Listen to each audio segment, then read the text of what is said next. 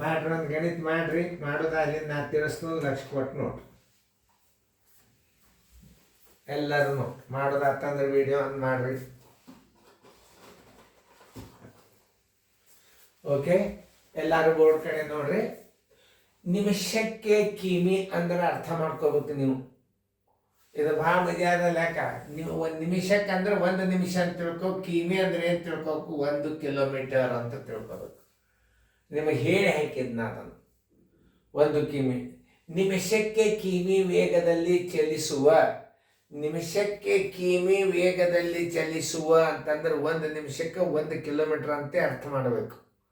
ಏನೂ ಕೊಟ್ಟಿಲ್ಲ ಅಂದ್ರೆ ಏನು ಮಾಡಬೇಕು? 1 ನಿಮಿಷಕ್ಕೆ 1 ಕಿಲೋಮೀಟರ್ದಂತೆ ಅಂತ ಅರ್ಥ ಮಾಡಬೇಕು. ತಿಳಿತಲ್ಲ? ಹಾಂ. ಉದ್ದದ ರೈಲು 2 ಕಿಲೋಮೀಟರ್ ಸುರಂಗ ಮಾರ್ಗವನ್ನು ದಾಟಲು 2 ಕಿಲೋಮೀಟರ್ ಸುರಂಗ ಮಾರ್ಗವನ್ನು ದಾಟಲು ತೆಗೆದುಕೊಳ್ಳುವ ಕಾಲ ಎಷ್ಟು? ಒಂದು ಸ್ವಲ್ಪ ವಿಚಾರ ಮಾಡ್ಬೇಕು ನೀವು. ರೈಲಿನ ಉದ್ದ ಕೊಟ್ಟ, ಸುರಂಗದ ಉದ್ದ ಕೊಟ್ಟ ಅಂದ್ರೆ, ಅಥವಾ ರೈಲಿನ ಉದ್ದ ಸೇತುವೆ ಉದ್ದ ಕೊಟ್ಟ ಅಂದ್ರೆ ಅದನ್ನು ಸರಿಯಾಗಿ ಅರ್ಥ ಮಾಡ್ಕೋಬೇಕು. ಆಮೇಲೆ ನಿಂತ ಮನುಷ್ಯನ ದಾಟಿ ಹೋಗ್ತದ ಒಂದು ಟ್ರೈನ್. ಪ್ಲಾಟ್ಫಾರ್ಮದ ಉದ್ದ ಎಷ್ಟು ಅಂತ ಕೇಳ್ತಾನೆ. ಪ್ಲಾಟ್ಫಾರ್ಮದ ಉದ್ದ ಮತ್ತು ರೈಲಿನ ಉದ್ದ ಕೂಡ ಕೊಡ್ತಾನೆ. ಒಬ್ಬ ನಿಂತ ಮನುಷ್ಯ ನಿಂತಿರ್ತಾನ, ಅವ ಪ್ಲಾಟ್ಫಾರ್ಮ್ ದಂಡಿ ಬಂದು ನಿಂತಿರ್ತಾನೆ. ಅದು ಎಷ್ಟು ಗಂಟೆ ಅನ್ಕೊಡ್ದು ಹೋಯ್ತು, ಎಷ್ಟು ಬಿಡ್ತು ಅಂತಂದ್ರೆ ಅಷ್ಟರ ವೇಗ ನೋಡ್ತಿರ್ತಾನ. ಆ ಪ್ಲಾಟ್ಫಾರ್ಮನ್ನು ದಾಟಿ ಹೋಗ್ಯದ ಅಂತಂದ್ರೆ ರೈಲಿನ ವೇಗ ಸರ್ ಕೊಟ್ಟಿದ್ದೆ, ರೈಲಿನ ಅಳತೆಯನ್ನು ಕೊಟ್ಟಿದ್ದಿಲ್ಲ ಅಂತಂದ್ರೆ ಡೈರೆಕ್ಟ್ ನೀವು ಟೈಮ್ ಹಚ್ಚಿಬಿಡ್ಬೋದು. 800 ಮೀಟರ್ ಉದ್ದದ ರೈಲು ಒಂದು ಅಂತಂದ್ರೆ ಏನಾಗ್ತದದು? ಪ್ಲಾಟ್ಫಾರ್ಮನ್ನು ದಾಟ್ಬೇಕಾದ್ರೆ 800 ಮೀಟರ್ನ ಪ್ಲಾಟ್ಫಾರ್ಮ್ದಾಗ ಇರ್ತದೆ. ಅದು ಪೂರ್ತಿ ದಾಟಿ ಹೋಗ್ಬೇಕಾದ್ರೆ ನಾವೇನು ಮಾಡಬೇಕು? ರೈಲದ ಉದ್ದ ಪ್ಲಸ್ ಸುರಂಗದ ಉದ್ದ, ರೈಲಿನ ಉದ್ದ ಪ್ಲಸ್ ಸೇತುವೆಯ ಉದ್ದ, ರೈಲಿನ ಉದ್ದ ಪ್ಲಸ್ ಪ್ಲಾಟ್ಫಾರ್ಮದ ಉದ್ದ. ಬೇಕಾದ್ರೆ ರೈಲಿನ ಉದ್ದ ಕೇಳ್ತಾನು ಒಂದು, ಅಥವಾ ಪ್ಲಾಟ್ಫಾರ್ಮದ ಉದ್ದರೇ ಕೇಳ್ತಾನು ಒಂದು. ಇಲ್ಲಕ್ಕ ದಾಟಿ ಹೋಗ್ಲಕ್ಕ ತೆಗೆದುಕೊಂಡು ಹೋದ ಸಮಯ ಎಷ್ಟು ಅಂತ ಕೇಳ್ತಾನೆ. 3 ಪ್ರಶ್ನೆಗಳು ಈ ಲೆಕ್ಕದೊಳಗೆ ಬೀಳ್ತಾವ. ನಿಮಗೆ ಏನು ಬೀಳ್ತಾವ? ರೈಲಿನ ಉದ್ದ ಎಷ್ಟಂತೂ ಕೇಳ್ಬೋದು, ಪ್ಲಾಟ್ಫಾರ್ಮದ ಉದ್ದ ಎಷ್ಟಂತೂ ಕೇಳ್ಬೋದು, ಆ ಪ್ಲಾಟ್ಫಾರ್ಮನ್ನು ದಾಟಿ ಹೋಗಲು ತೆಗೆದುಕೊಳ್ಳುವ ಸಮಯ ಎಷ್ಟು ಅಂತ ಅದನ್ನು ಕೇಳ್ಬೋದು. ಈಗ ಅದೇ ಉದಾಹರಣೆಗಾಗಿ ಈಗ ಲೆಕ್ಕ ಬಂದವು ನೋಡೋಣ. ನಿಮಿಷಕ್ಕೆ 1 ಕಿಮಿ ವೇಗದಲ್ಲಿ ಚಲಿಸುವ 1 ಕಿಮಿ ಉದ್ದದ ರೈಲು 2 ಕಿಲೋಮೀಟರ್ ಸುರಂಗ ಮಾರ್ಗವನ್ನು ದಾಟಲು ತೆಗೆದುಕೊಳ್ಳಲು ಬೇಕಾಗುವ ಸಮಯ. ಇಲ್ಲಿ ಏನು ಮಾಡಬೇಕು? ಆ ಸುರಂಗ ಮಾರ್ಗವನ್ನು ದಾಟಬೇಕಾದ್ರೆ ರೈಲಿನ ಉದ್ದ ಮತ್ತು ಸುರಂಗದ ಉದ್ದ ಎರಡೂ ಕೂಡಿಸ್ಕೋಬೇಕಾಗ್ತದೆ. ಯಾಕಂದ್ರೆ ನೀವು ರೈಲಿನ ಉದ್ದ ಹಿಡಿದು ಬಿಟ್ರಿ, ಸುರಂಗದ ಉದ್ದ ಹಿಡಿದು ಬಿಟ್ರಿ ಅಂದ್ರೆ ರೈಲಿನ ಒಳಗೆ ಇರ್ತವೆ. ಯಾಕಂದ್ರೆ 1 ಕಿಲೋಮೀಟರ್ ಉದ್ದದ ರೈಲ್ ಅದ, ಇನ್ನ ಹೊರಗೆ ಒಂದು ಅರ್ಧ ಹೋಗಿರ್ತದೆ, ಇನ್ನ ಅರ್ಧ ಏನಾಗಿರ್ತದೆ? ಸುರಂಗದ ಮಾರ್ಗದಾಗ ಇರ್ತದೆ.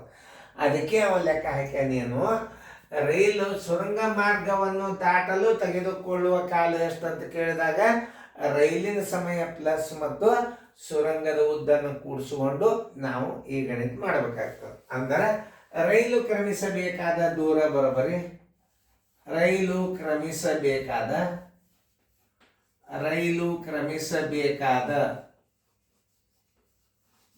ದೂರ ಬರೋಬ್ಬರಿ ರೈಲಿನ ಉದ್ದ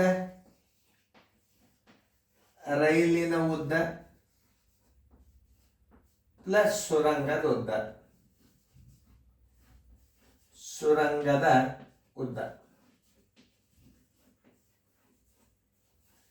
ರೈಲಿನ ಉದ್ದ ಎಷ್ಟದ? 1 ಕಿಲೋಮೀಟರ್ ಅದ, ಸುರಂಗ 2 ಅದ, ಎಷ್ಟಾಯ್ತು? 3 ಕಿಲೋಮೀಟರ್.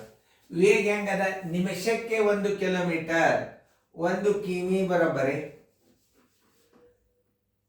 ಕಿಮಿ ಚಲಿಸಲು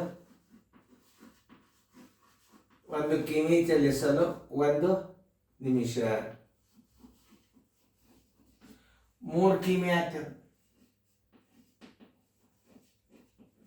3 ಕಿಮಿ ಕ್ರಮಿಸಲು, 3 ಕಿಮಿ ದಾಟಿ ಹೋಗಲು ಎಷ್ಟು ಬೇಕು?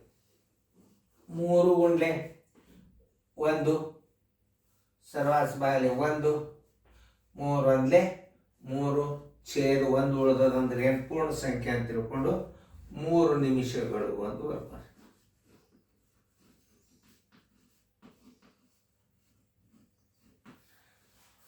3 ನಿಮಿಷಗಳು ಉತ್ತರ ಸಂಖ್ಯೆ ಸಿ. ಒಂದು ಮಾದರಿ ಕೊಟ್ಟನ ಅದನ್ನು ಮಾಡೋಣ. ಆ ಕಡೆ ಇದೊಂದು ಮಾದರಿ ಅದ ನೋಡಿ, ಹಂಗೆ ಅದ ನೋಡಿ, ಇದರ ಹಂಗೆ ಅದ. ಹೆಂಗೆ ಮಾಡ್ಬೇಕು? 1 ನಿಮಿಷಕ್ಕೆ 1.5 ಕಿಲೋಮೀಟರ್ ವೇಗದಲ್ಲಿ 900 ಮೀಟರ್ದು ಮೀಟರ್ ಉದ್ದದ ರೈಲು, 900 ಮೀಟರ್ ಉದ್ದದ ರೈಲು 2.1 ಕಿಲೋಮೀಟರ್ ಸುರಂಗ ಮಾರ್ಗವನ್ನು ದಾಟಲು ತೆಗೆದುಕೊಳ್ಳುವ ಕಾಲ ಎಷ್ಟು? ಒಂದು ನಿಮಿಷಕ್ಕೆ ಅಂತ ಬರ್ದನ್ನ, ತಿಳಿಲಿ ಅಂತ ಬರ್ದನ್ನ. 1 ನಿಮಿಷಕ್ಕೆ 1.5 ಕಿಲೋಮೀಟರ್ ವೇಗದಲ್ಲಿ 900 ಮೀಟರ್ ಉದ್ದದ ರೈಲು 2.1 ಕಿಲೋಮೀಟರ್ ಸುರಂಗದ ಮಾರ್ಗವನ್ನು ದಾಟಲು ತೆಗೆದುಕೊಳ್ಳುವ ಕಾಲ ಎಷ್ಟು? ಎಲ್ಲರೂ ಮಾಡ್ರಿ, ವಿಡಿಯೋ ಆನ್ ಮಾಡಿ. ರೈಲು ಕ್ರಮಿಸಬೇಕಾದ ದೂರ ಬರೋಬರಿ ಎಲ್ಲರೂ ಬೋರ್ಡ್ ಕಡೆ ನೋಡ್ರಿ. ಯಾಕಂತಂದ್ರೆ ಇದು ಮನೆಯೊಳಗೆ ಕೂತು ಅಭ್ಯಾಸ ಮಾಡುವಂತಹ ಒಂದು ಸಂಗ್ರಹ. ಯೂಟ್ಯೂಬ್ನಲ್ಲಿ ಸುಮಾರಾಗಿ ಬಹಳ ಜನ ಅಭ್ಯಾಸ ನೋಡಿ ತಮ್ಮ ಮಕ್ಕಳಿಗೆ ಮತ್ತು ಶಿಕ್ಷಕರು ಸಹಿತ ವಿದ್ಯಾರ್ಥಿಗಳಿಗೆ ಕಲಿಸ್ಲಿಕ್ಕೆ ಭಾಳ ಹೆಲ್ಪ್ ಆಗ್ಯದ ಅಂತ ನನಗನ್ಸದ. ಯಾಕಂತಂದ್ರೆ ಅವಾಗ ನಾವು 30 ವರ್ಷ ನವೋದಯ ಸೈನಿಕ್ ಸ್ಕೂಲ್ ಮಾಡಿ ಈಗ ನಾವು ಬಿಟ್ಟಿದ್ದೀವಿ. ಈಗ ಅದನ್ನು ನಾವು ಏನು ಮಾಡಿದ್ದೀವಿ ಅನ್ನೋದು ಎಲ್ಲ ಮಾಡಿ ಇಟ್ಟದು, ಇದ್ರ ಉಪಯೋಗ ತಗೋರಿ. ಈಗ ಸದ್ಯ ಏನಾಗಬೇಕಾಗ್ಯದ, ಈಗ ರೈಲು ಕ್ರಮಿಸಬೇಕಾದ ದೂರ, ರೈಲು ಕ್ರಮಿಸಬೇಕಾದ ದೂರ ಬರೋಬರಿ. ಕ್ರಮಿಸಬೇಕಾದ ದೂರ, ಒಟ್ಟು ದೂರ ಅನ್ನೋದು ಒಂದೇ, ದೂರ ಅಂದ್ರೆ ಒಂದೇ. ಅಂದ್ರೆ ಯಾವ್ದಾದ್ರು ಕೊಡಬೇಕು? ರೈಲಿನ ಉದ್ದ ಪ್ಲಸ್ ಸುರಂಗದ ಉದ್ದ.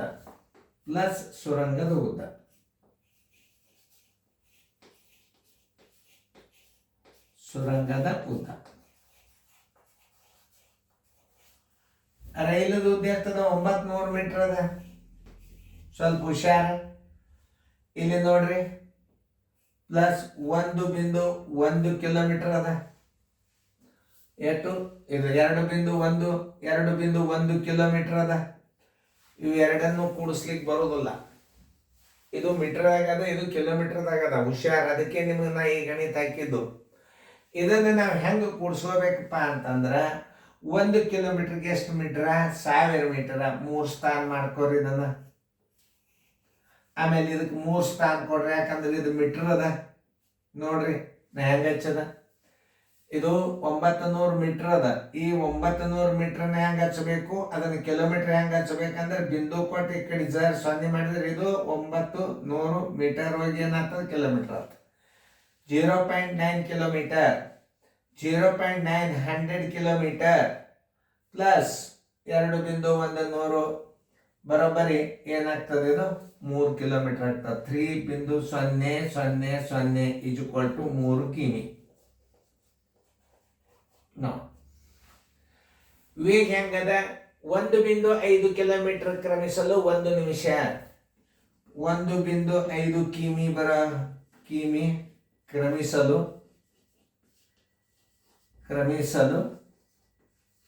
ಬರೋಬ್ಬರಿ 1 ನಿಮಿಷ.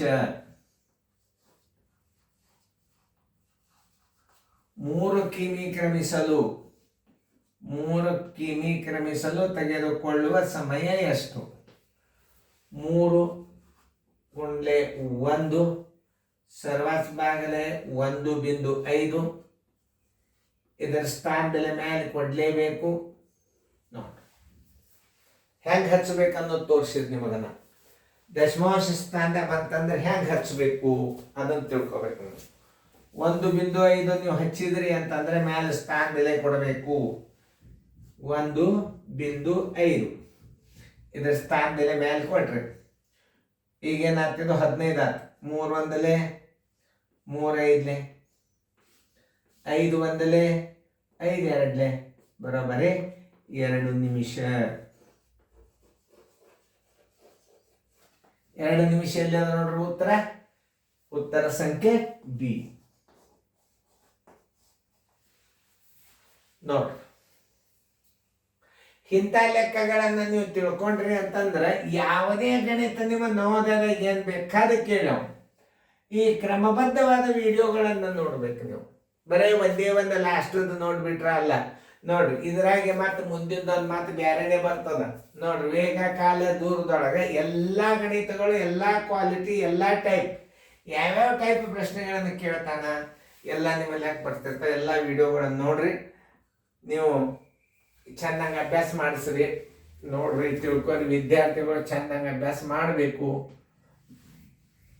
ತಿಳಿತಲ್ಲ?